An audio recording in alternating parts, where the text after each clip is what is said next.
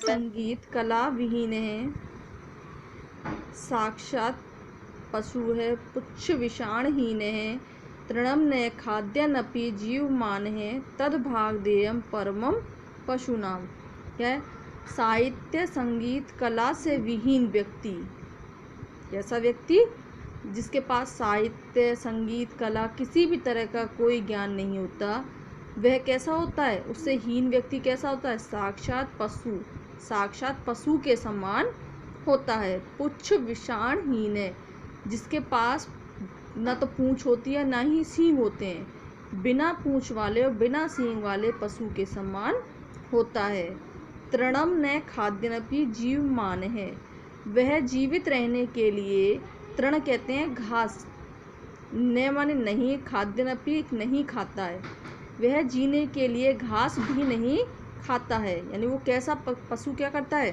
घास खाता है। तो कहता है वह जीने के लिए घास भी नहीं खाता है। तद भागदेयम परमम पशुनाम, यह पशुओं के लिए परम सौभाग्य की बात है। क्या है? कि यह पशुओं के लिए परम सौभाग्य की बात है कि वह जीवित रहने के लिए घास नहीं खाता, नहीं तो वो क्या हो जाता? उन्हीं की श्रेणी में आ जाता।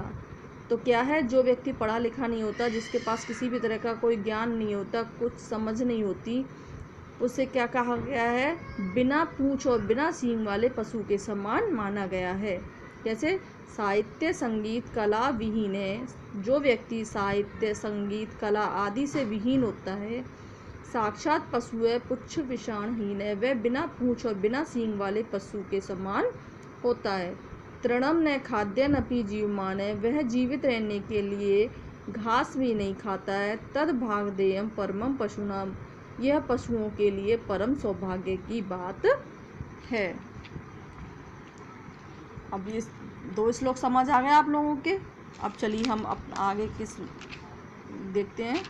हमारा तीसरा है हमारा लुब्धस्य नश्यति यस्य, पिशुनस्य मैत्री नष्ट क्रियस्य, कुलम अर्थम परस्य धर्मे, विद्याफलम व्यसनिने, कृपणस्य सौख्यम, राज्यम प्रमत्त सचिवस्य नराधिपस्य। क्या है? लुब्धस्य नश्यति यस्य। लुब्धस्य कहते हैं लोभी व्यक्ति का या लालची व्यक्ति का। जो व्यक्ति लोभी होता है या लालची होता है, उसका क्या हो जाता है? नश्यति, नष्ट हो जाता है। क्या? यश, उसका यश नष्ट हो जाता है।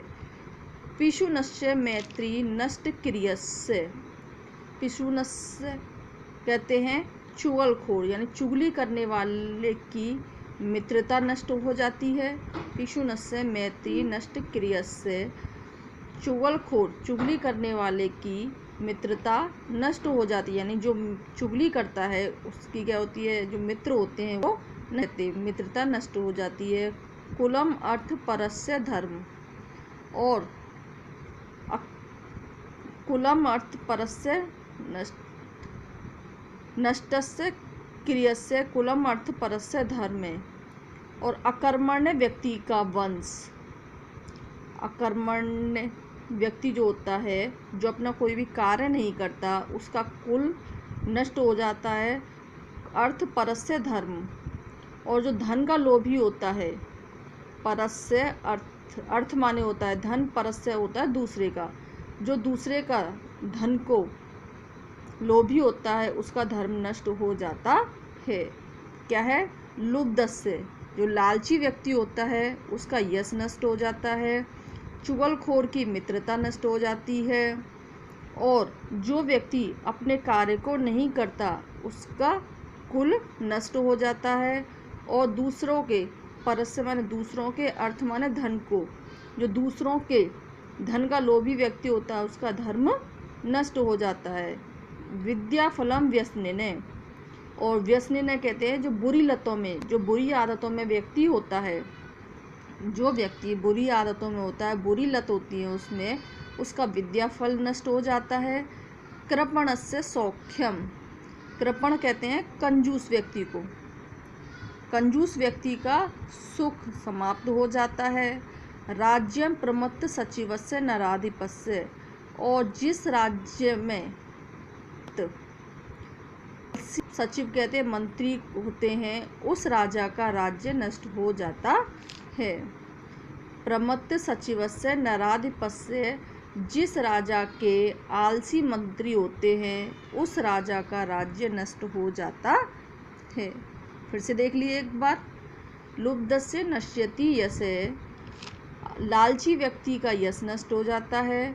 पिशुनस्य मैत्री नष्ट, चुगलखोर की मित्रता नष्ट हो जाती है।